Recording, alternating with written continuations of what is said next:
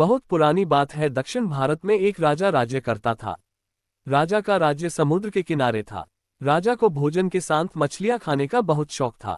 बिना मछलियों के राजा का भोजन अधूरा रहता था। एक बार की बात है, राजा के राज्य में बहुत तेज तूफान आया, जिसके कारण कोई भी मछुआरा मछली पकड़ने के लिए समुद्र में नहीं जा सका। उस दिन राजा को भोजन में मछलियां नहीं मिली, जिससे राजा बहुत उदास हो गया।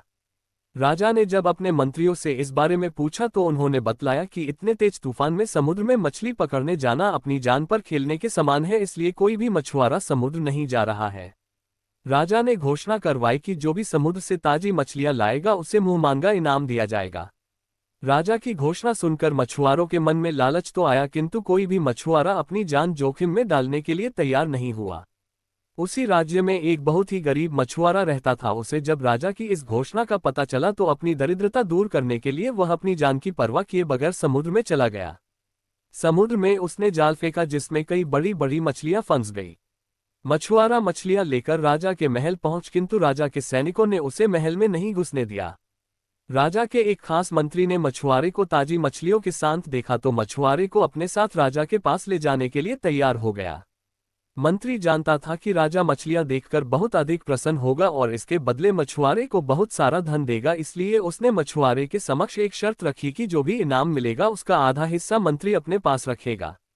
मछुआरा मंत्री की बात मान गया और मंत्री मछुआरे को लेकर राजा के पास पहुंचा। मछुआरे के पास ताजी ताजी मछलियां देख राजा बहुत खुश हुआ। राजा ने मछुआरे को मुंहमांगा इनाम मांगने के लिए कहा। मछुआरा राजा से हाथ जोड़कर बोला, महाराज, मुझे 20 कोड़े मारे जाएं। मछुआरे की बात सुनकर राजा को बड़ा आश्चर्य हुआ और उसने फिर से मछुआरे से कुछ मांगने के लिए कहा, किंतु मछुआरे ने फिर 20 कोड़े खाने का इनाम मांगा।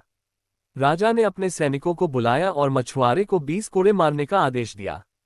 सैनिकों ने मछुआरे को कोड़े मारना शुरू किया। 10 कोड़े खाने के बाद मछुआरा राजा से बोला, महाराज, मुझे आप जो भी इनाम देंगे उसका आधा हिस्सा मुझे मेरे हिस्सेदार को देना पड़ेगा, इसलिए बाकी के 10 कोड़े मेरे हिस्सेदारी को दे दिए जाएं।